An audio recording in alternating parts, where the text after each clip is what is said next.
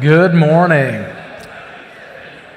I am very sorry to break up what I know is a good time of fellowship and food, but I am being told we are at the 10 o'clock hour, so we will plan to go ahead and begin finding our seats.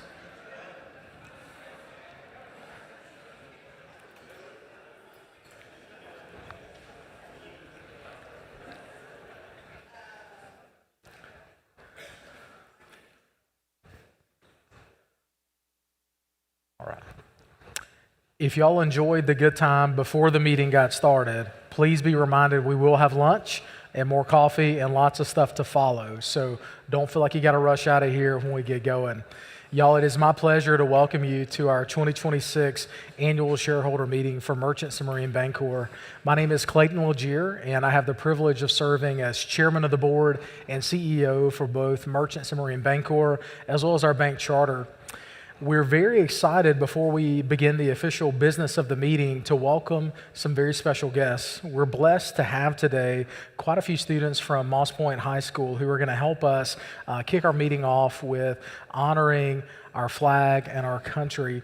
We have the Moss Point High School NJROTC. We have cadets including Gracie Sharon, Jeffrey McCants, Aiden Mosley, and Alexander Thrash Durham. They're led by their Lieutenant Commander, Miss Tara Lambert. You'll see Miss Tara out here. Tara, we appreciate that. We also have to help us celebrate the national anthem, and to recognize that, we have Moss Point High School choir members, Miss Jamelyn Spain and Miss Kayla Ridgway. They'll be taking the stage momentarily whenever I exit stage right.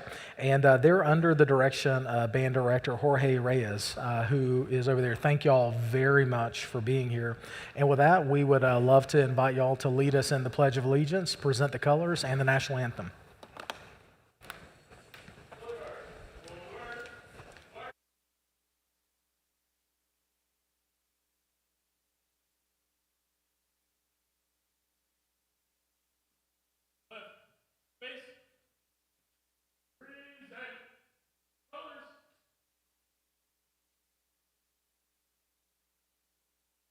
Oh, say, can you see by the dawn's early light what so proudly we hailed at the twilight's last gleaming, whose broad stripes and bright stars through the perilous fight o'er the ramparts we watched were so gallantly streaming, and the rocket's red glare, the bombs bursting in air, gave proof through the night that our flag was still there.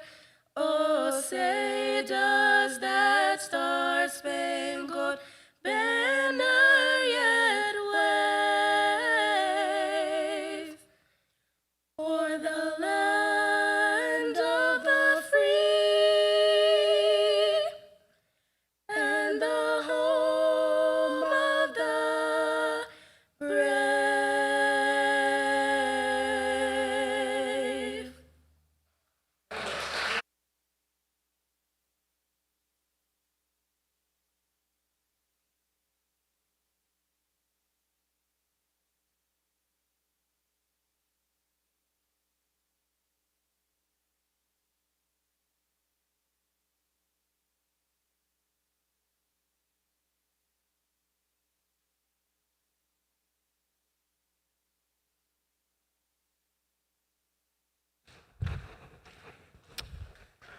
All right, ladies and gentlemen, please feel free to grab a seat. And again, thank you for sharing your talent with us. We're blessed to have so many very talented young folks in our community, and it's always a blessing to have them share their talents with us. I'm going to move this over so I don't trip myself in the process. Again, welcome to our 2026 annual shareholder meeting. It's really a pleasure to have you with us. Thank you for braving the rain. Hopefully it gets out of here soon, and hopefully we don't have any wind accompanying it. While we're gathered together here, we have three primary objectives. One, we have submitted for shareholder approval the election of Class 2 directors. Proxies have been solicited for that. We also have submitted for your business, for your consideration, the ratification of our audit firm, TE Lot. In addition to those two items, you'll also have an updated presentation from me on the status of our company's efforts over 2025 and what we're working on for 2026. But as we move into the meat of the business, I would like to go ahead and appoint tellers of the election. I'd like to appoint Ms. Brooke Knight and Ms. Michelle Hayes to be our tellers of the election. These ladies can now leave the room and tabulate the attendance to make sure that we indeed have a quorum to conduct the business of the company. In addition to those two ladies, I'd like to appoint Mr. Jeff Trammell and Antonio Davis to serve as our attorneys in fact. These gentlemen will be not only voting the proxy, but in the event that you would like to vote in person. We know many of you voted online, on the phone, you mailed in your proxies, and we appreciate that. If you would like to vote in person, these gentlemen can help you. We have the ability for you to do that right outside. They're happy to help you with that process, and they can help give the ballots, and we will tabulate those results as we get going. With that being said, we can go ahead and shift into a presentation on the nature of our company's operations in 2026. As we've typically done in years past, we'll begin by hitting impact factors that will set the stage for what our company faced as we navigated 2025. And suffice it to say, 25, in our opinion, was another really remarkable year of strong, steady, stable performance and really incredible growth, which we'll also talk through. After we hit those impact factors, we'll shift and hit a high-level recap of our financial performance. Again, you all have the annual report in all of its detail. We want to attempt to unpack every bit of those pages here, but we'll hit some of the high marks, and we'll talk about the themes and the strategies that influence those outcomes. From there, we'll shift and we'll review some of our key accomplishments for 2025. We attempt to hit those in the annual report, but sometimes there's just not enough words to really convey what those are. So we'll hit those, and we'll close the presentation part of this meeting with giving you an idea of what we're focused on for 2026 and beyond. And so with that being said, we invite your participation, we invite your engagement. Many ways to engage with me, and then later on, Casey Hill is our CFO, will join me on stage for Q&A. Multiple ways to do that. One, we will have microphones in the audience near the end of the presentation. So if you have a question, Greg Hodges will have a microphone, and he'll be happy to give you that to ask the question. If you would prefer, you're also able to text questions to the number that's on your screen.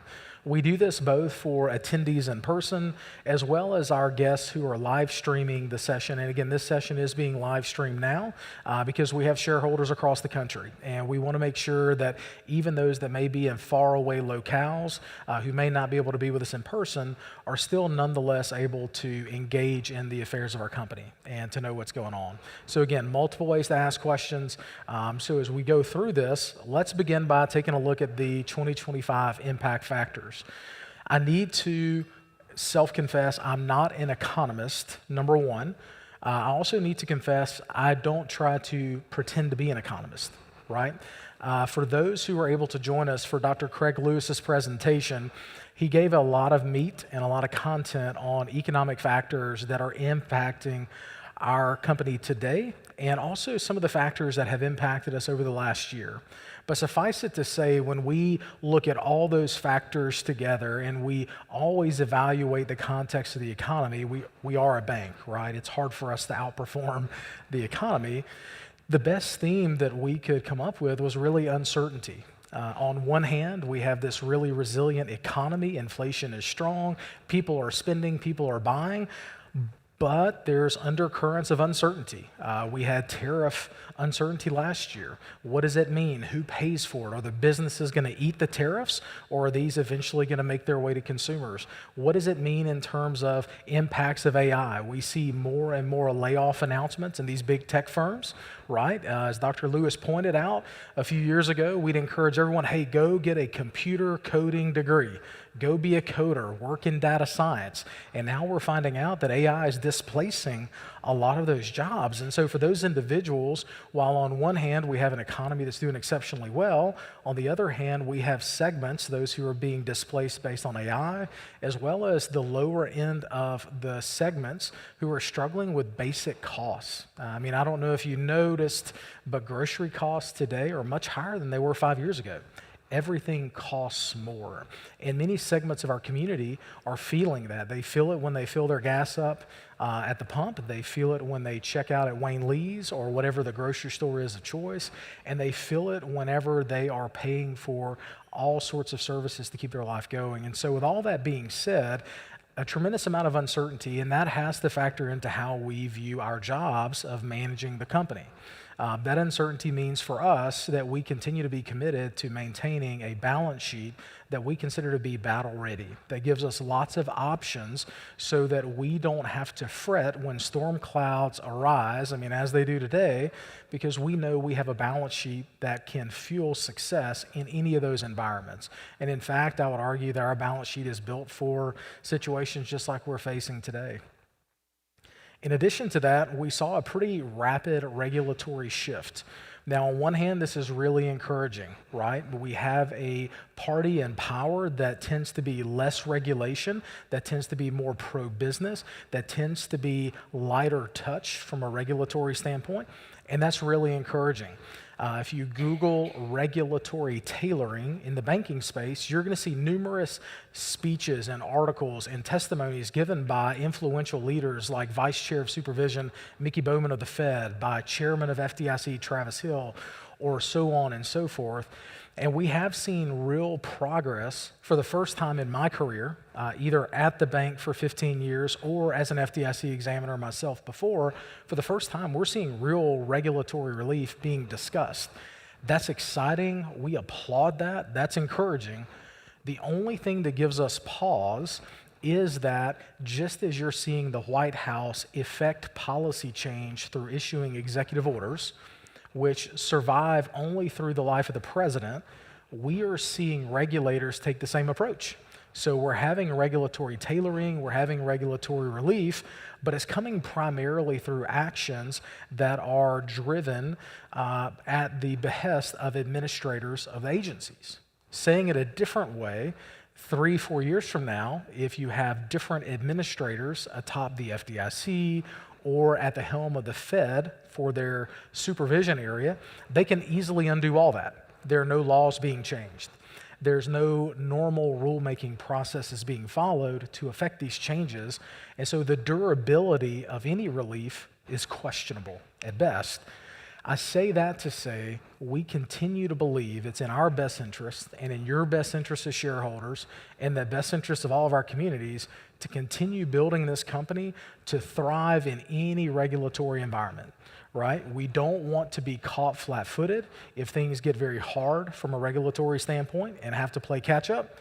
Conversely, we don't want to drag excess infrastructure that is very costly and slow-moving into times where regulations are light and be at a competitive disadvantage. So we're working very hard to find that common approach that will be successful across any of those changes. You've also seen in 25 and certainly going into 26, bank M&A thawing. So mergers and acquisitions, the best way I could phrase this, we hear our president early in his presidency, as he's talking about oil, and we may or may not have representatives of oil firms in here. We won't ask them to self-identify, but early in the presidency, we heard this term called drill, baby, drill, right? Let's drill, let's produce oil, let's be energy independent. We feel that on the M&A side. In our world, it's merge, baby, merge, right? We have heard it loud and clear from the president, and that's trickled down to the agencies, that at one time, the FDIC, the Federal Reserve Board, the OCC really made it hard for banks to partner, to merge. And there are many reasons why banks want to merge. They made it near impossible. In fact, they made it so trying that many banks held off because they didn't want to subject themselves and their shareholders, their teams, and their clients to announcing an acquisition only to have it get put on ice for a long period of time with no certainty. That has fundamentally shifted, and timelines associated with closing transactions are compressing. We felt that ourselves. We're very thankful to have with us today our newest bank family members. From Farmers Merchants Bank, you have Fred Mills, who's their president and CEO. You have Jill Zimmerman, who's their CFO and COO. And you also have Michelle Prilliman, who's their internal auditor. Our partnership with FM Bank, which was commenced, legally closed April 1st, saw a 33% reduction in timing compared to our very first whole bank acquisition, which was with Mike Bush and Lisa Works and our friends at Mississippi River Bank. Why that's significant is that sort of increased clarity from regulators, the increased timeline, the quickness with which deals can get done, and the clarity around those make it much more likely that banks will pursue mergers and acquisitions. What we are seeing unleashed at this point is some pent-up demand. Okay, and we think about that from initially the buy side, right? We think about the toilet paper apocalypse post-COVID. You couldn't find toilet paper, and so when someone saw the paper, they would buy all of it. So in this case, when we say there's pent-up demand, we're talking about there's pent-up demand on the sell side. There are many banks around our country that for many reasons need to find partners. Some of the most common reasons why banks are looking to partner with others is they lack succession. You have the same ladies and gentlemen running the banks today that have ran them for 30, 40 years in some cases. These are some of the best and brightest people in the banking industry that have had high levels of performance, that have been very well revered by our whole industry, but they're at a place where they're interested in doing other things with their time instead of grinding it out 50 and 60 hours a week in the bank. They have grandbabies to chase, they have trips to take, they have hobbies to pursue, and they are looking for partners. We also see banks, even those that have the longevity of leadership, we see many other banks that are struggling with the rising cost of technology and the rising expectations of not only their clients, but shareholders. Banks, in other words, that are of a such size that they can't afford to make the investments needed to keep the customers they need to keep the bank going because it's so expensive, but they also can't not do that. And so their only way out is to find a partner.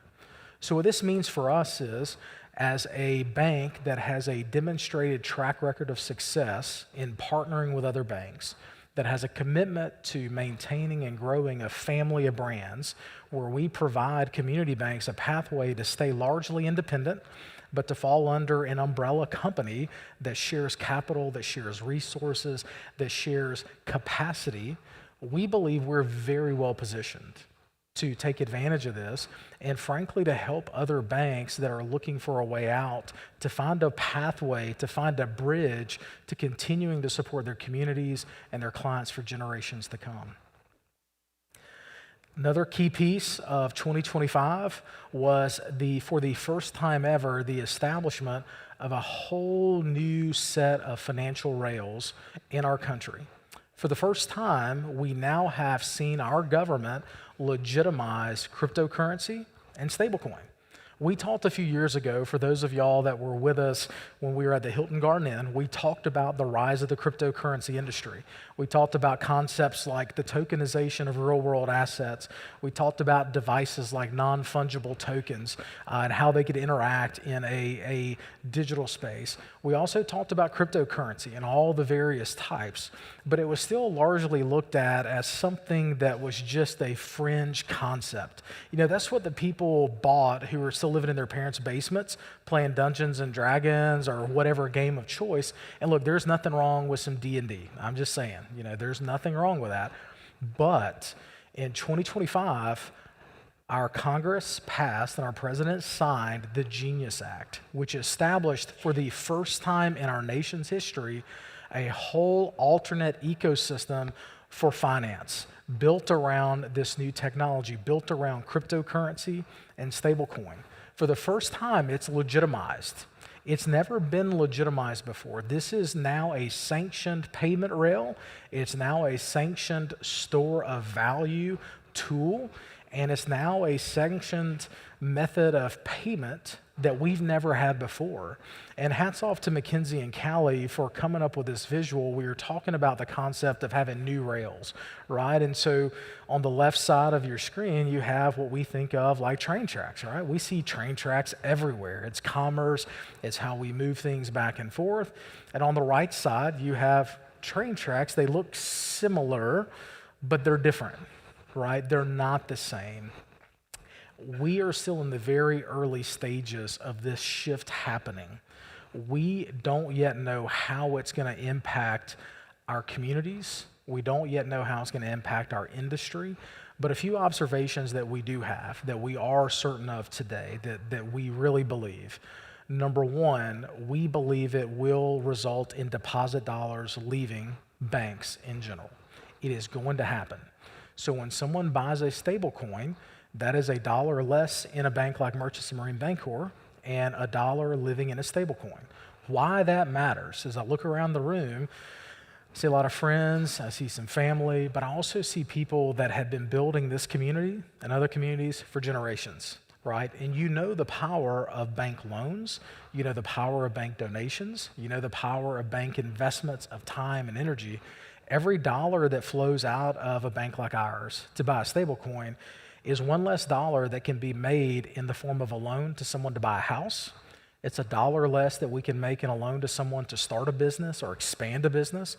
It's $1 less that can be donated to a community cause or reinvested back in a grant to our community. That is the hard, fast reality of what we are dealing with. And it's all sanctioned, it's all legal now. We're also dealing with this new payment rail having a completely different regulatory regime that exists outside of our regulators. And so as we look ahead, we don't know exactly what it means for us, but it does make us even more confident in our model. If you look at where our banks are, and we have 3 of our banks that are here, and if you've not met the leadership team, Paige Oliver is the CEO of the Merchants and Marine Bank brand. She has her leadership team. Mike Bush is the CEO of our Mississippi River Bank brand. And of course, I mentioned Fred Mills earlier. Meet them and get to know them. Understand their communities. Our entire model is not built on cities and big metro areas. We're built on hometowns. We're built on small towns. When we think about who we are and why we do that, it's because we think in hometowns and small towns, relationships matter. People choose to do business locally because relationships matter. And so when we think about our entire franchise, we see even more value in having a collection of hometown, small town banks that are clustered around areas where people still value relationships. We also see immense value in our non-bank brands like Canvas Mortgage. We have Jonathan Shows and Joe McNeese here. Canafirst Financial, you have Kia Malady and John Parker. Voyager Lending, you have Matthew McKelvin and Joanne Hill. We see immense value in those niches. While stable coins may creep into the ecosystem and handle payments or stores of values, they're not going to handle SBA loan needs or USDA loans. So we feel even more confident in our model based on this development. Another topic, I don't want to take any of the thunder from Dr. Lewis. I did tell him, like, man, I wish Casey would have told me that he gave you my presentation ahead of time. I would have just let you do it too. Just joking. He touched on this a lot, but I would be remiss if I didn't hit the topic of artificial intelligence. This is completely reshaping our entire industry in many ways. Many ways. One, our industry has been using artificial intelligence in one form or another for over a decade. Most of the way we've used it up until now has been in terms of fraud detection and deterrence. Think about when you use your debit card or your credit card, and like all of a sudden the transaction maybe gets paused, and you get a call from your bank saying, hey, did you just try to use your transaction at Circle K? Is that really you? Or you get that automated text message saying, hey, your debit card is being associated with a transaction from the TikTok shop. Did you really order that? That is artificial intelligence looking for anomalies. That's how that works, because there's tens of thousands of transactions every second. It's more than any person can look at. So we've been using it in that space.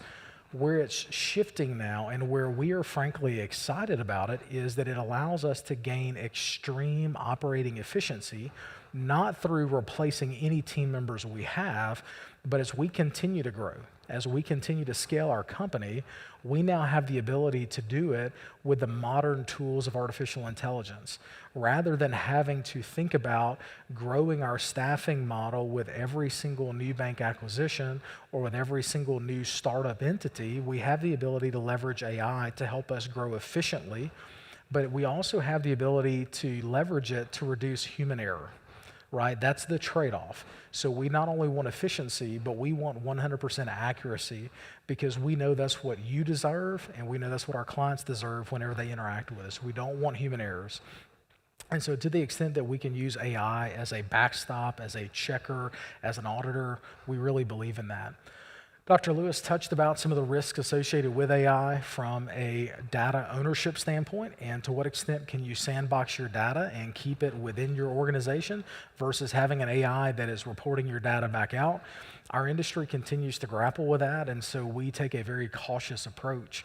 But the thing that I am convinced of, and it's the point that Dr. Lewis made, is that the organizations like us who are investing the time and the energy and the resources to understand AI today, to implement AI today, will gain a lasting and irreplaceable competitive advantage in the long term, right? These are going to be like the companies that engaged in the internet early on, those early trailblazers, who develop market share that can't be overcome. The same will happen in our industry.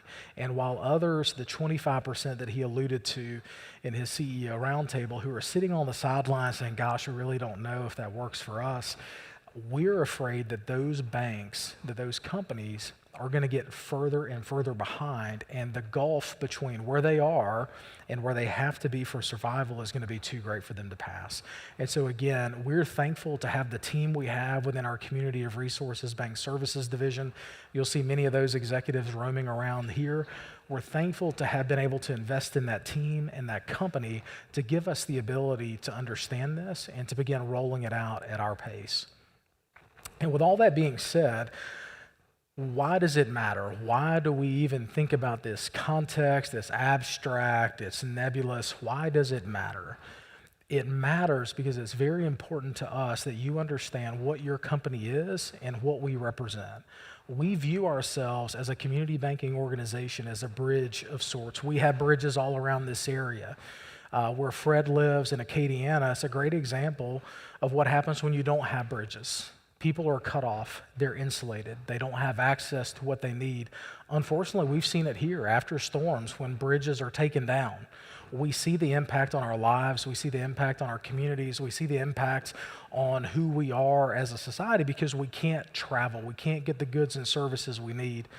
We also see what happens when bridges are closed based on governmental action. You know, for instance, if you're heading to New Orleans on I-10 and I-10's closed, don't think you can go south and hit Highway 90, right? Don't try that. I did that one time. That bridge has been out, but it's on purpose. They took it down on purpose. We see our role going forward as remaining a bridge not only between our clients and our banks, not only between our clients and our bank services company, but we really see ourselves as being a bridge across the communities we serve, sharing the collective strength of communities like Jackson County with Plaquemines Parish, with the whole Acadiana region, so that we're all stronger together. Because while we may not be in the same city and we may not be in the same state, we do have the same heart, we have the same purpose, and we have the same needs. And we are so much stronger together as a family of brands and able to withstand what lies ahead than we are separately. With that being said, we'll pivot and discuss our financials for 2025. As I already mentioned, 25 was a really strong year for earnings performance. We have graphs here. You may be wondering, Clayton, that's a whole lot of data. Why do you insist on giving us data back to 2010? You realize that's like 15 years ago. Yep, we realize that. Our philosophy is that the most successful operators of publicly traded companies are those that have a long-term view, right? You got to look way ahead. You got to focus on the long term. Those, conversely, who tend to have the greatest difficulty, who are the most risky and the most consistently underperforming, are those that focus on very narrow windows, sometimes year to year, sometimes quarter to quarter. Please rest assured, we've always been long-term oriented. Royce started that trend, Leatherberry before him. We are still committed to remaining long-term oriented. So you will see graphs for the next several slides that go back to 2010. Those are there for informational purposes. As we talk through this, I'll hit a few high points, primarily from 2019, our last normal year before COVID, but also our last normal year before we set out on building what we presently have as a family of brands. We ended 2025 with over $900 million in total assets. A big chunk of that, as we discussed in our annual report and as we discussed in our earnings releases, was due to the intentional leveraging of our balance sheet to take on about $200 million in government bonds that we judge to have no interest rate risk. They're fully backed by the full faith and credit of the government, so they have no credit risk, and the interest rates fluctuate on an ongoing basis, so we can dispose of those at any time. And those were funded with floating rate borrowings. The reason we did that, if people were wondering, hey, why would you do that? It's because we knew we had an opportunity to partner with our friends at FM Bank. And we wanted to find a way to bridge the gap between what our earnings were at the time and what we knew we would need in terms of additional operational investments to get us across that gap. And as you saw, April 1st, that partnership was consummated. So when you fast forward to 3/31/26, this is really April 1st. Our total assets as a company following the consummation of our merger were north of $1.4 billion. We do anticipate those coming down by $100 million to $200 million as we unwind that bond strategy in the coming months. We want to be very careful and very intentional on how we do that. But suffice it to say, the company is larger than it's ever been, and we are larger not just to have size because it makes us feel good, but we are larger because that's what it takes to compete today and to compete tomorrow. The graph you have in front of you expands out on those total asset trends. The white lines are our total assets, and it expands out on those to give you additional data points, primarily deposits, loans, and our investment portfolio. So we ended the year 2025, again, with $940 million in assets, north of $460 million in loans. You see our deposits are really strong and stable. And I've got to give a shout out to our friends at Merchants and Marine Bank Brand. Paige and her team actually grew their deposits over $20 million last year. Really remarkable to see that growth. So if you're seeing that uptick from 24 to 25, kudos to Paige and Mac Rushing and the rest of the team that's here for making that happen. What gets really interesting is when you fast forward to that data as of April 1st, March 31st, and you see the combined company with total assets now $1.4 billion, deposits of about $990 million, which is significant. These are stable, steady deposits. You see a loan portfolio approaching $700 million. And why that matters is that loan portfolio is the primary fuel for our earnings revenue. We buy investments from time to time. These would be government bonds or municipal bonds, but those don't yield the same returns that other loans do. And so the loan portfolio growth is significant. It was planned, but to mitigate the risk associated with that, because people will default on a convenience store or a luxury camping concept far before the government defaults on its bonds. Because of that enhanced credit risk, we thought it was prudent to build out our capacity within Community of Resources and our brands to manage and mitigate that risk. And so with that being said, we look at our credit quality. Over time, you see a sustained improvement in credit quality, whether we're talking about impaired loans, the volume of other real estate. Again, we have no other real estate on the books. That means no foreclosures, or even provisions for loan losses. Setting aside reserves for loan losses, you see sustained improvement in those trends. The reduction in all of those is indicative of improving asset quality in the company. Looking at it a different way, looking at the ratio of loans that are past due, you see sustained improvement and continuity in those numbers leading through year-end 25 and into the first part of 2026. Our ratio of 30 to 89 day past due loans at 2025 is comparable to where we were back in 2017 or before. We have seen a slight uptick in one or two isolated loans that's leading to those lines going up as of 331, but those are not systemic portfolio-wide issues. Those are just one or two loans having some slow payments that are leading to those ratios going up. And we're confident because we monitor primarily the white line, the non-performing assets as a percentage of our total assets, and that remains just below 1%. We're very confident in those numbers, and we feel very certain that we have a really strong credit book, even partnering with our friends at Farmers Merchants Bank. So I know I get the question a lot. And I know you may be wondering, hey, Clayton, this is great. You've been diversifying the balance sheet. You've been diversifying the revenue streams. Why? Why are we doing all this? Why have we invested this money? Why have we intentionally increased expenses to do this? That's great. You've got all these things in the back of the room. You've got some great swag. That's cool. But why? What's in it for us? I want to show you now the maturation of the model. When you say what's in it for you, this is what's in it for you. So we have our earnings for the last 15 years shown for you. Again, even in its own right, 2025 was a great year. We earned $4.5 million, very stable, very steady, very solid year. That's great. Where now we see the benefits of scale because of the investments that have been made already is in the line on the far right. So the white part of that line as of March 31st, 2026 is a combination of FM Bank's earnings as a standalone entity through the first quarter. Now again, they were a standalone entity during that first quarter. This is all them. We don't have those earnings. Included with our corporate earnings for the first quarter of 2026. So you would see, as opposed to us earning as a standalone entity about $4.5 million last year, combined through the first quarter, we would have earned north of $2 million together in one quarter. The gray line that is above that projects out for the remainder of this year. If we simply carry that first quarter earnings forward for 3 more quarters, what that would be. And conservatively, and again, some of the aspect ratios are a little bit off, but conservatively, we see net income, if we do that, net income would be between $8 and $10 million this year. And again, we believe those are fairly conservative numbers. What we appreciate about this is that this is not a one-time flash in the pan. This is not, hey, we found a get-rich-quick scheme or we're playing gimmicks. This is, as we've discussed in the past, repeatable, stable, steady, core net income. That's what we have been building. What we also appreciate about these numbers is that we have downside risk protection built in as well. Dr. Lewis pointed out that in a current rate environment, things are good. Our net interest margin should be relatively stable.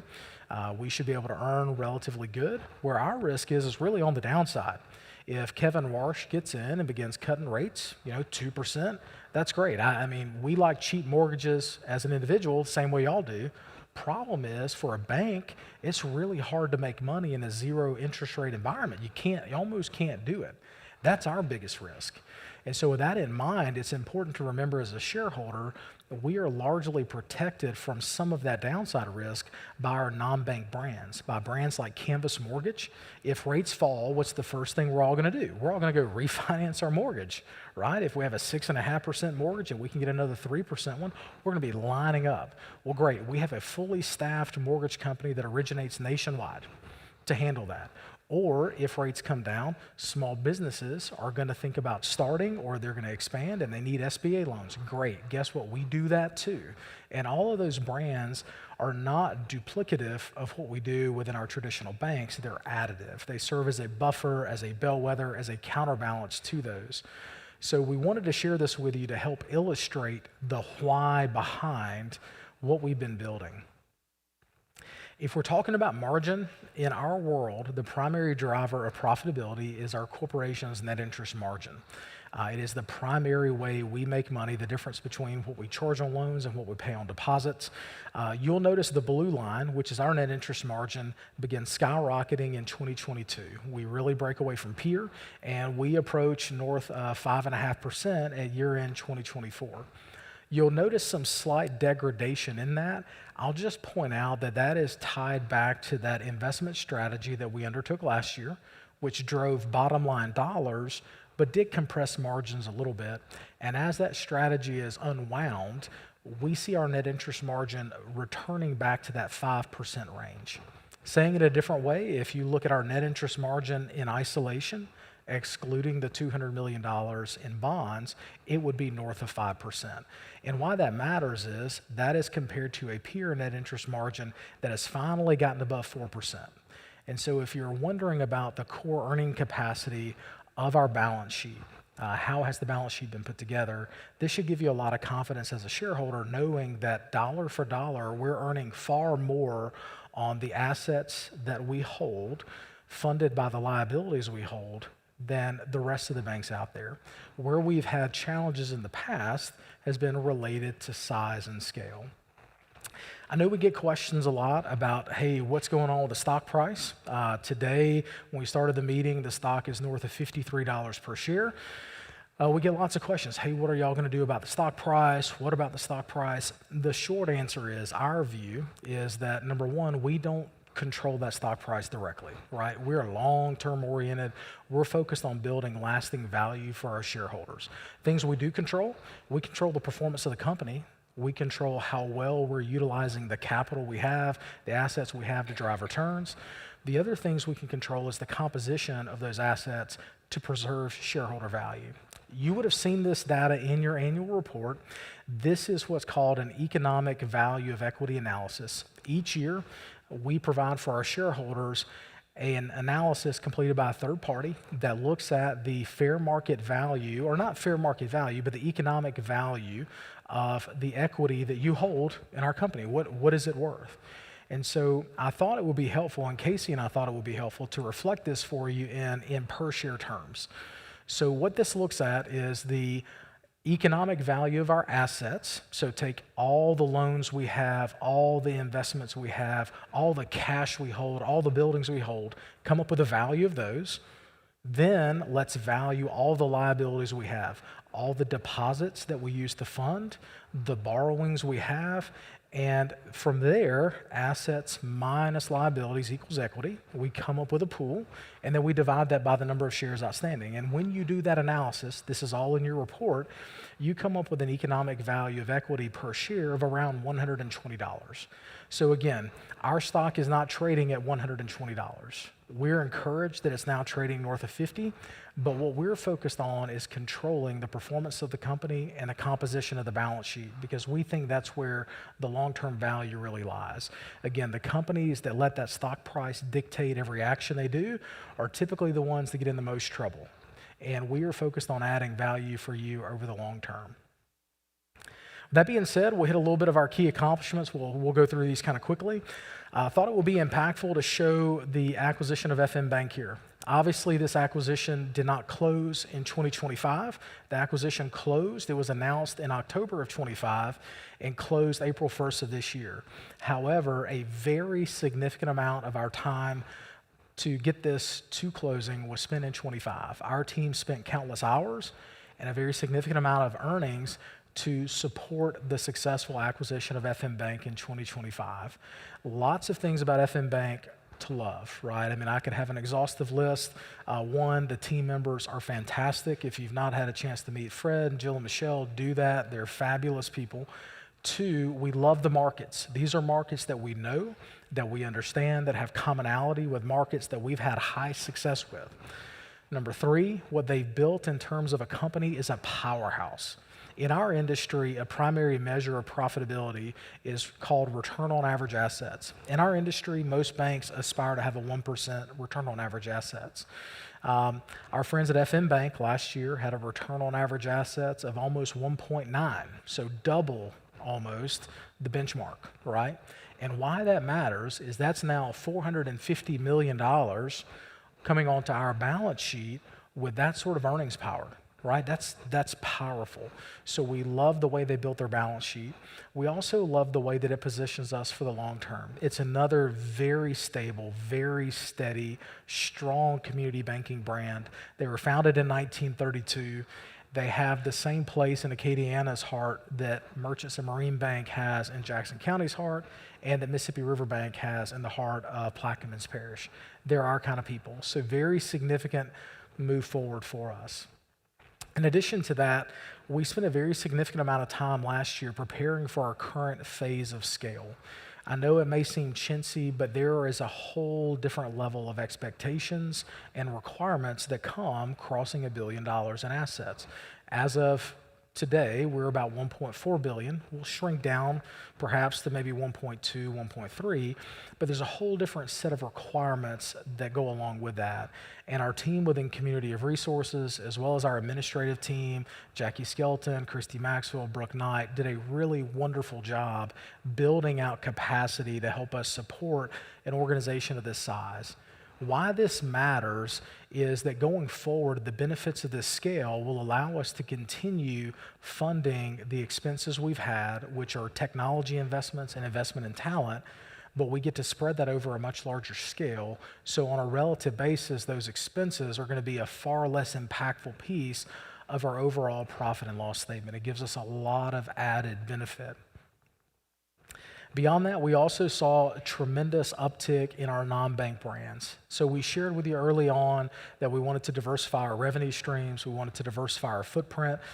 The analogy we use sometimes is almost like a spider that can run across water. If I try to step on water, I'm going to sink. Some people may say I would float, but I assure you I will sink very quickly. But if you think about the spiders that are able to do that, they do that because they spread their weight, they spread their capacity over multiple prongs that are impacting the market. We like diversification because at any given time, any one of our banks may operate in a local economy that may have hard times. But if we have other communities and if we have other brands of business that are in different niches, we can withstand that much more easily. You saw a significant run-up in activity from Voyager Lending last year. You saw a significant run-up in activity from Canvas Mortgage. In fact, we need to congratulate Jonathan and Joe and Nicole and Sharon. They had their highest month of closings ever on record. The whole Canvas team, I see Nicole's self as well, this past month. So when you talk about ramping up, they are really ramping up. All the brands are, and what that is building is an even stronger core profitability for our company. Another area we spend a significant amount of time in is infrastructure. We talked about AI. We talked about how it's reshaping the industry. We've talked about operational requirements and regulatory requirements that increase with scale. Our team did a masterful job of building in anticipation of our growth, right? Just like taking any old structure, if, pick on our buddy Abe Harper who has a house that they're adding another story onto, you have to make sure your foundation is set before you start going vertical. And it sounds really great. Let's get this old house, let's get an old building, let's renovate it. Well, if you don't have a solid foundation to go up with, you can't build or you're going to have issues. And so our team did a masterful job solidifying that infrastructure for us, not only for the current size we are, but for the size to come so that we can grow with confidence. And with all that being said, we're thankful to report durable performance. We saw another really strong year with $4.5 million in net income. That came despite significant investments in infrastructure. That came despite significant investments in preparing for our friends at Farmers and Merchants Bank. Despite all that, the brands pulled together and you see the validity of the model of earnings durability through diversification, and we're very thankful for that. As we pivot to 2026, a few things to note. First and foremost, our top priority is successfully integrating our newest partners at Farmers Merchants Bank. That sounds really easy. Well, you just merge the core systems together, right? That's what you do. You just go get that done. It's not that easy. This is a process that we expect stretching through the remainder of 2026. It's very labor intensive, it's very time intensive, and it's very costly to fully integrate those brands.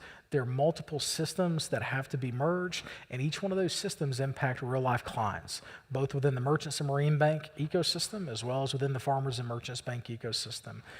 Being able to take this on and being able to successfully integrate a bank that's over half of our company's size is not something most other banks can do. We're thankful to have a team within Community of Resources that can tackle that and move that forward. With that in mind, we're continuing to refine our infrastructure. With every stage of growth, we have plans. We think, hey, we're going to get to this level and we're going to have it all fixed. But just like in the world of construction, you still have inspections. So we build a piece and we're going back and we're poking and prodding and kicking the tires and making sure not only that it met our existing expectations, but that it's ready for the next phase of growth. So whether that is within the Community of Resources, whether that is within the way our brands interact with each other, the support systems we give them from an administrative standpoint down, we're spending a fair amount of time this year making sure we can not only support that next phase of growth, but that we can deliver excellent service today. With that being said, all of our brands are growing. You should know that your ownership in our company is an ownership in 7 really dynamic brands, each of which are growing in their own right and each of which have pretty bright futures. And so we are focused on making sure that we continue to shepherd that growth going forward, whether it comes from organic means like Paige and her team growing deposits $22 million last year, or whether it comes from the initiatives that Mike Bush and Lisa Works have planned at MRB, or Fred and team have planned at FM Bank. We are also very aware of and mindful of additional strategic acquisition opportunities. We do view mergers and acquisitions as a line of business. That is a core tenet of our company. We've invested heavily in that infrastructure to be able to say that M&A is a line of business for us. And so we're always looking for those opportunities. But please know that we will never sacrifice quality over quantity. We'll never sacrifice profitability over production. We are focused on maintaining a best-in-class status at whatever size we're at. Another area that we will be spending a fair amount of time this year focusing on is capital positioning. So if you're wondering, hey, what is that? We're trying to find a foundation of a skyscraper sort of building, right? So that's what that's intended to be. We know we have tremendous growth potential ahead of us. Making sure that we maintain a really strong capital base that will support that growth without diluting shareholders and without putting us on shaky ground is a top priority for us. So significant time is being spent now and will be spent throughout the rest of the year making sure that we have a really solid, strong capital plan to not only support the next phase of growth, but that will guide us to a place where in the future, when it makes sense, we can introduce more liquidity into the stock and maybe be on a larger exchange. But we want to make sure that when we do that, that it's a value add for shareholders. Yes, would it be cool to have a team go ring the bell or push the button and start an exchange? Yeah, that's great. But if it costs our shareholders more money than it adds in market value of the stock, why would we ever do that? It doesn't make sense. And so rest assured, we have a really deliberate process we are undertaking today and that we'll continue to execute in the years ahead to get us to a place that will be a long-term stasis. Last and certainly not least, talent and leadership. Our industry has a talent crisis. The reason that many banks are choosing to sell is, again, they don't have the talent they need to sustain the long-term viability of the company. With that being said, as we partnered with folks like Mike Bush, Lisa Works, Fred Mills, and the rest of the team, we've understood the need to be able to own our own training. It sounds very easy to say, well, don't you just go hire somebody from the other bank, right? You just go to Regions, you go to Wells Fargo, you go to some other bank that won't be named, you just hire somebody there and bring them in. I can tell you that really doesn't work. The people who you get in most cases are the people who are not the top performers. They come in with cultural biases. They come in with operational gaps that are very difficult, if not impossible, to overcome. And so as we look ahead, we are really committed to continuing to invest in training and developing our team, whether that's at a frontline entry level from a retail banker or teller, or whether that is developing future executives. With that in mind, we're excited to say later this month we have our first class graduating from an internal executive development program. We have several of them in the audience. I know we have Stacy Burke and Kelly Green, Nicole Self, Reese Fleming. We have several others. Michelle Hayes is out. But we take the responsibility of developing our own talent really seriously. And as we go forward, we see this not only as like an internal focused objective, we see this as a strategic advantage and a differentiator.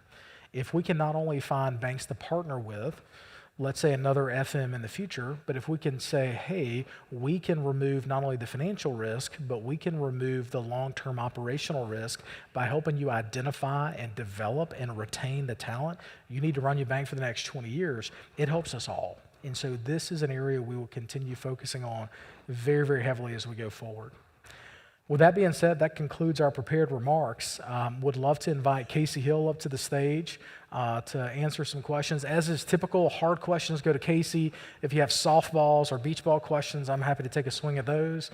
And Greg is going to get the microphone so we can roam out in the audience. And Greg also has the text link, so if you are texting in questions, they'll go to Greg as well. So Casey, which side would you prefer? You sit. Oh, come on. Any questions in the room? Thank you, sir. While y'all work up the, the courage to raise your hand, I got a few on text message that I can go through.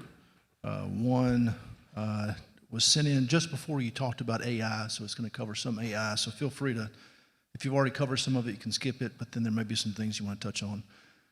With artificial intelligence, you know what? It's no fun getting old. I'm going to misread something. With artificial intelligence being implemented across nearly every area of life and business, what are Merchants Marine Bancorp's current thoughts on the use of AI within the banking industry? Does the bank anticipate adopting AI-driven tools or technologies to improve efficiency ratios, streamline labor, intensive processes, reduce organizational friction, and better position the organization for future growth? Kudos to whoever wrote that. That's a very well-written question, and the short answer is yes. You know, all those. We are not fearful of AI. We understand that it is a force that is here, that will stay here, and we are very AI curious and are exploring within a very protected, disciplined way how to leverage it within our ecosystem. One thing that doesn't automatically come to mind with AI is the regulatory environment that we operate in as an industry. So we are very tightly regulated with very tight rules that govern almost everything we can do. With that being said, those could look like are being contemplated, and we are working to advocate on behalf of a community banking industry for common sense approaches to AI. But that is limiting maybe the speed at which we roll it out, and so and roll it out within a corporate operational sense. With that not, withstanding, we are using it to the fullest extent we can, where we can, as permitted by regulation, and we do think it's going to be a force multiplier going forward. And Casey, I'd invite you to add in. No, I don't think I have a whole lot to add. It's already a big part of what we do, right? Clayton, myself, several of our executives, several other people in our company all have personal AI accounts, whether it be ChatGPT or Claude or Copilot. We use it pretty substantially today to bolster what we do and to make our days a lot more efficient. What we've got to get our arms around is how we use customer data and sensitive personal information and protected personal information in that, and make sure that we're fully protecting our customers' data before we really go headlong into it. I'll give you a quick example. So Mississippi River Bank, when we were redoing their website, pulled it up one day and noticed that their pictures of their executive team and their lending team had all been replaced by these really slick, good-looking photographs. And of course, the CFO in me went, "Good Lord, how much did y'all spend on a photographer?" And I think I might have asked Lisa Works that question on one of our weekly calls, and she said, "No, that's all AI driven." So, we're using it, but it's showing up in places that you wouldn't necessarily expect to see it yet. I see it being hugely impactful in the future of what we do. We talk about how it makes our enterprise more efficient. We don't plan to replace any employees with AI, but we do plan to empower those employees through the use of AI to become much more efficient as we grow, and probably not have to hire as many people as we go along, right? That's where we see gaining those efficiencies. We're always subject to change in the banking industry, right? It's a constant. The only constant is change, it feels like. Debit cards were a new technology at one time. Mobile app was new technology at one time. We're not going to ignore the internet and say that, well, that's just a passing fad, right? We know that we're going to have to embrace it. We just want to make sure that we do it in a very conscientious way, and one that produces a lot of good with no harm to our customers. All right. No hands in the crowd so far, so I'll keep going back to text. And feel free, y'all can use text in the crowd as well. In the past, proxy statements showed several directors who owned only small amounts of stock. Why are directors' fees not paid in stock? Sure, that's a great question. So in terms of the proxy statement and what's contained therein, it's important to know in the past we were SEC registrants before the passage of the Jobs Act back in 2012. And following that time, our company decided to deregister from SEC. The Jobs Act recognized the fact that, gosh, we have this really low threshold over which, if you have more shareholders than, let's say, 500, you would have had to have registered with SEC. The Jobs Act raised that significantly, and we saw a tremendous value in that from a cost-saving standpoint. Again, our stock rarely trades. We have an average daily volume of maybe 1,000 shares per day, so not a lot of trading activity, and we judged it to be a net savings for shareholders to not spend the hundreds of thousands of dollars to go through the process of having all of our financials re-templated and reported in SEC format. So back to the specific question, we file a form that is an FRY6 that does disclose insider holdings of stock for both our executives as well as our directors. We don't have any power over when those become publicly available. I will say there's typically a lag associated with those FRY6 forms. Ours is reported to the Federal Reserve Bank of Atlanta, and from there it may be a year before it becomes public. But I say that to say every single one of our directors in our company does own stock in the bank. There is an expectation associated with that. This is stock purchased by themselves as individuals. They all do own stock, and the same is true of our entire corporate executive team. Every single member of our executive team has purchased stock with their own money, and we all continue to purchase along the way as well, being observant of blackout windows and those sort of things. So with that being said, the second part of the question is related to stock-based compensation. Prior to last year, we really didn't have a means by which to even use stock in any form as compensation for anyone. It just wasn't allowed under our bylaws. And so last year in our shareholder meeting, shareholders did approve us using equity as a form of compensation. There was an equity plan that was approved last year that does allow us to give equity grants as a form of compensation for team members. And knowing how we're wired, we want to be really thoughtful about that. We want to be really intentional. And so we have partnered with compensation consultants to help us craft a strategy to use that equity in a really meaningful way for whether it's directors or executives or other team members in the company, to make sure that we're not just blindly throwing stock out. Again, we've all have stock we've purchased, just like you. Or your families, and we want to be good stewards of those resources and not just lavish out, stock awards on people without having a really good basis for that. So I know that's a long answer, but the short answer is every single person does own stock. Sometimes there's a delay in the reporting of those forms in terms of current data. Deal, thank you. Any questions here in the room? Not, I got a few more. What would you say to employees that see many larger banks buying up smaller banks and mergers being more prevalent that might worry Merchants Marine Bank team members that may think we're eventually going to be bought by another buyer? Sure. So I'll share some thoughts, and in case I really want you to weigh in on this one. I would say that we are focused on continuing to grow and expand our family of brands. When we set out on this path, we looked at multiple different strategies.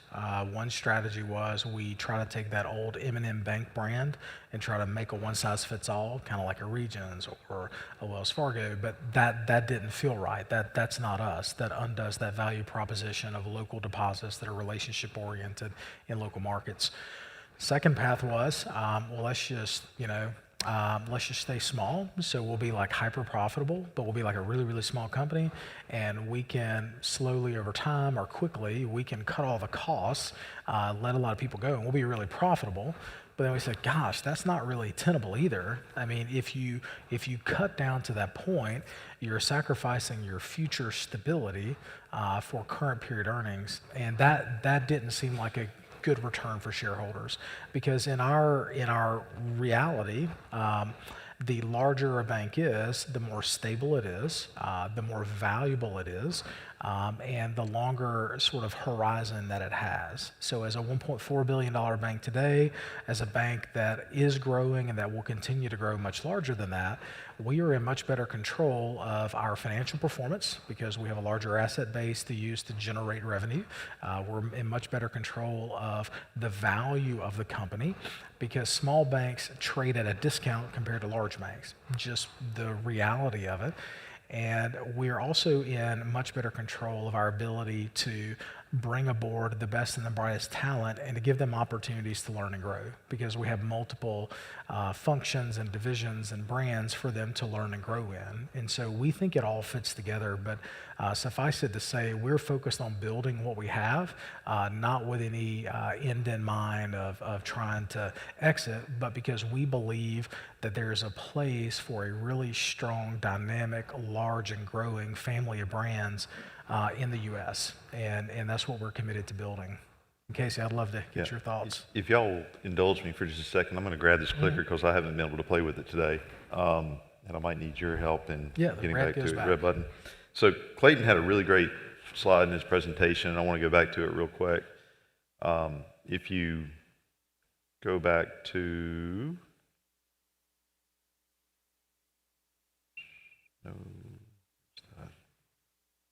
the economic value of equity slide. You already passed it? Yep. Yeah, I already passed it. Mm-hmm. See, this is why they don't let me have the clicker.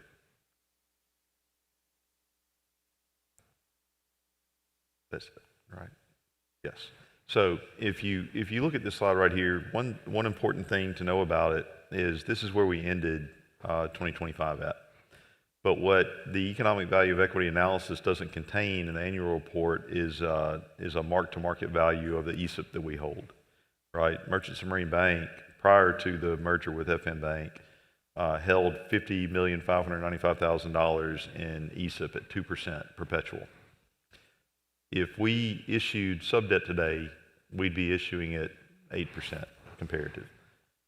If you look at the fair market value of that ESIP, it's actually worth significantly more than the $50 million. The way that it would translate to this is this gives you about $120 a share or so economic value of your stock. And we're trading at $53 today, 53 and some change. If you added the value of the ESIP to this and that markup, you'd add about $25.07.6 per share to it. Sorry for rounding to a tenth of a cent. And you get to about $140 some odd a share in economic value of equity. And I'm telling you all of this to answer this question. The team members we have that worry about us selling would mean that someone to make any kind of competitive offer on the bank would need to offer us 3 to 4 times today what we're trading at to even have us consider it to be something that is more valuable than what we've built already. Now, when you go and you add in the fact that we are just starting off on this growth trajectory, right? It takes a couple of years, several years to build out the infrastructure to be able to do it. And then we have our first merger with MRB, and then we have our second merger with FM Bank. Those will begin to come faster. And the additive value of those additional mergers will push this higher and higher and higher. So not only do you have to consider where we are today, you've got to consider what our future looks like and the discounted value of those future earnings, right? A competitive offer will be so far out of range of what someone's likely to offer today that it's almost it approaches a zero chance, right? And that's why we're doing what we're doing, is we think we can create more value for our shareholders in what we're doing than what someone outside is going to pay for it. So from a purely financial standpoint, very little risk, I would say, of anyone seeing us as a target being willing to pay what we're actually worth. Thank you. I know we're getting short on time. I've got quite a few questions that have come in. I'm going to try to combine a few and let y'all answer those.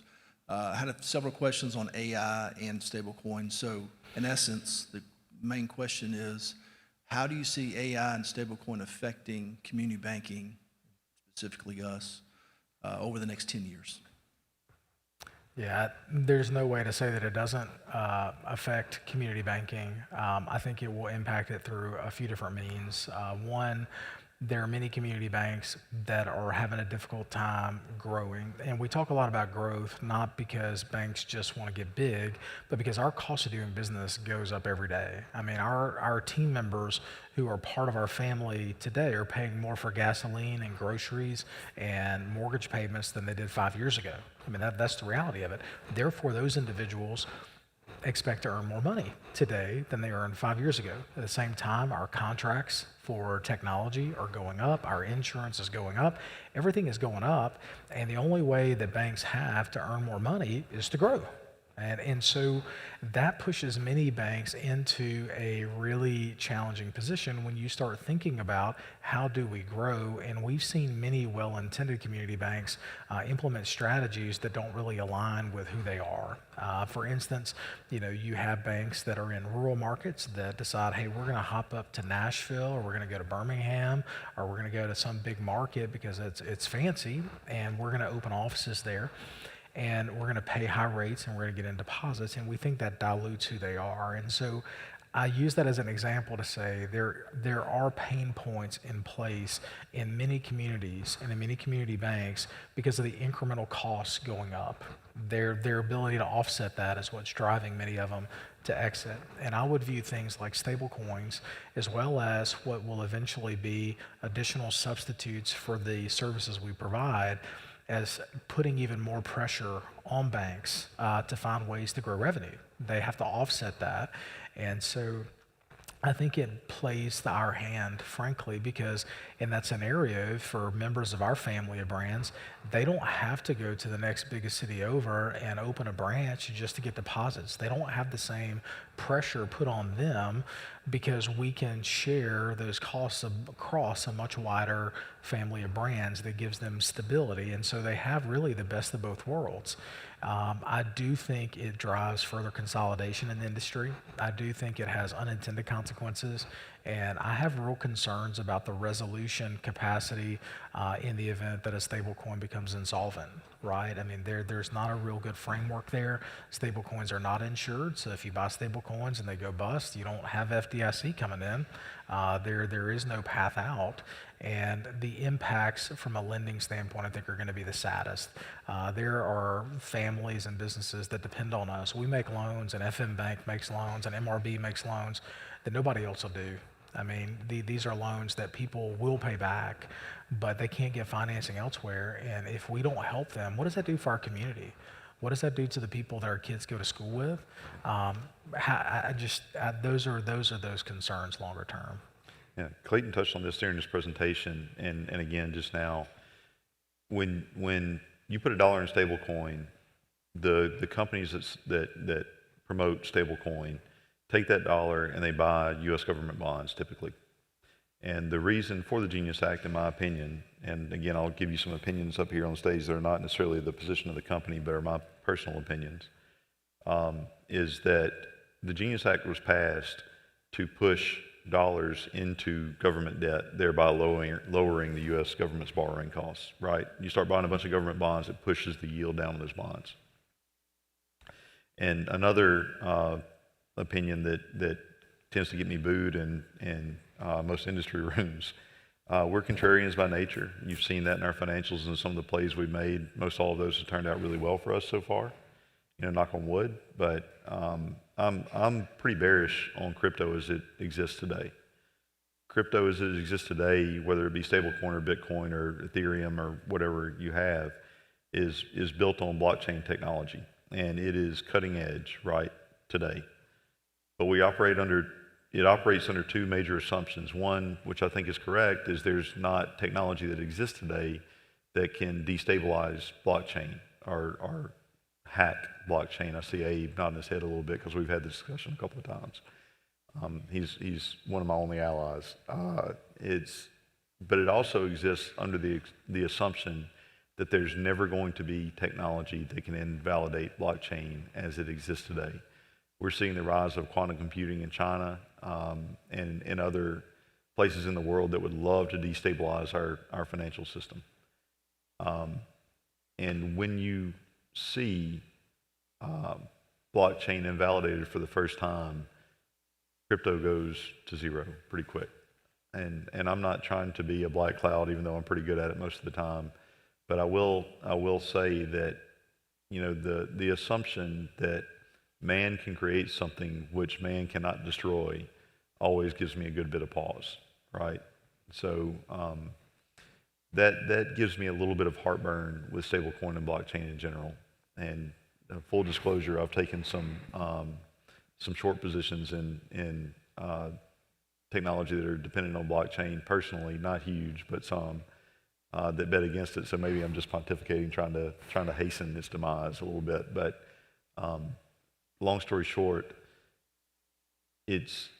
I've got a lot more security in knowing that I can go into my local bank that is federally insured by the FDIC and getting my money out than putting it into a crypto wallet and having to go to sleep every night worried that somebody is finally developing the technology that's going to be able to invalidate that blockchain.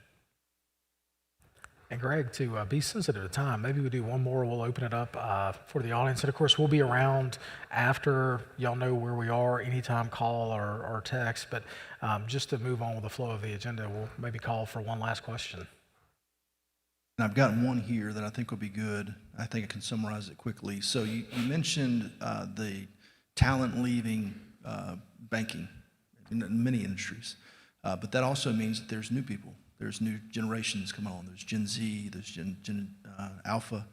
And so with that, what challenges do we see with this new group that have different habits in their savings, that have different lending needs, that maybe don't use the same type of wallets that we've used in the past? What challenges are we facing or we anticipate with this new generations that are coming?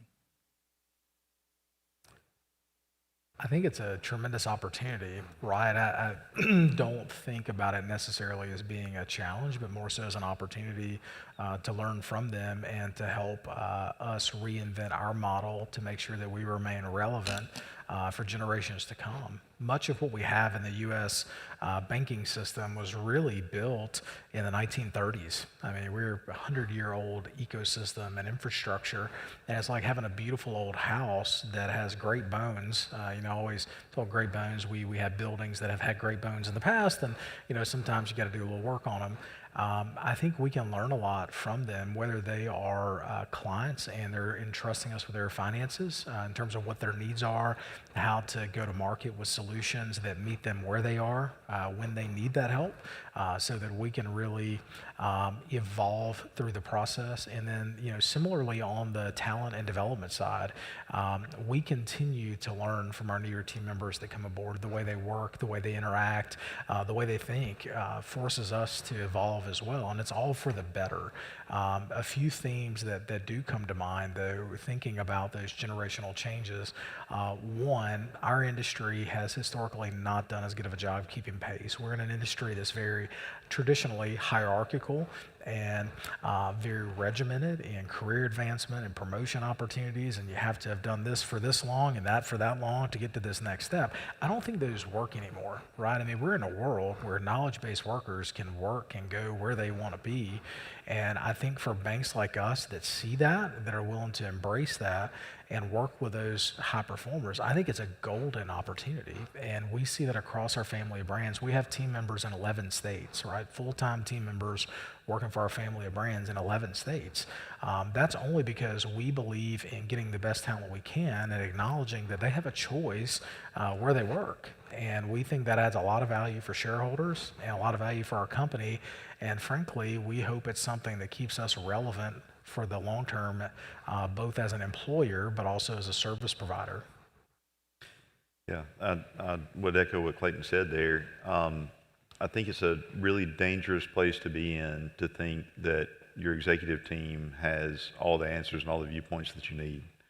I think it is equally as dangerous to ignore those who are younger and earlier in their career than you are, just as much as it is to ignore those who have gone before you, right?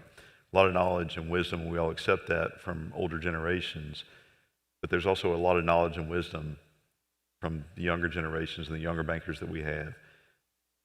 Clayton is 41 now.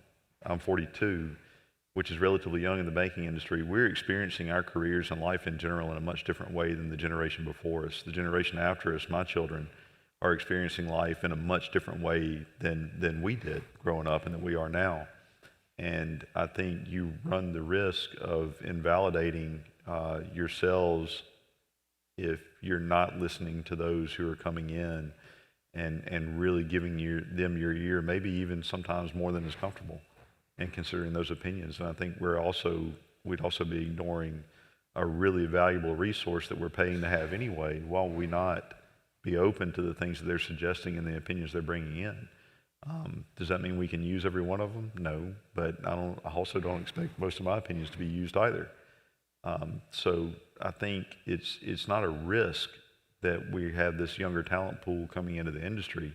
I think, like Clayton said, it's an opportunity that we need to be very cognizant of, and we need to be prepared to take advantage of.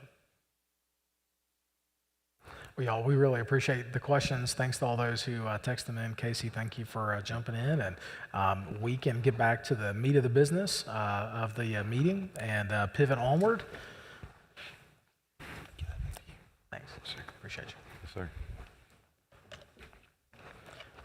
Okay, with that being said, we will ask our tellers to come up and our attorneys, in fact, and we'll go ahead and tabulate some results. Thank you. Okay, perfect. Okay, I do have the report back from the tellers.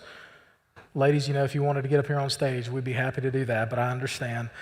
With that being said, I'm pleased to report that we do have a quorum. We have shareholders represented by proxy of 835,948. That's 61.55%. We had no in-person ballots, and so that gives us total shareholders represented of 61.55%. That is of total shares outstanding of 1,358,168. And with that, we will go ahead and call the meeting to order, and we would ask that the teller's report be incorporated into the minutes of the meeting. And our next order of business would be to ask Ms. Skelton to read the minutes of our May 1st, 2025 meeting, or to take a motion from the floor to approve them as. Thank you. We have a motion and a second to dispense with the reading of the minutes. All in favor? Thank you. Do we have any opposed? All right. If not, we will transition on to the election of directors. We have 4 nomination Class 2 directors, Mr. Abe Harper, Alan Suddeth, and Hank Torgeson. And so with that, I believe we have reports of Mr. Trammell.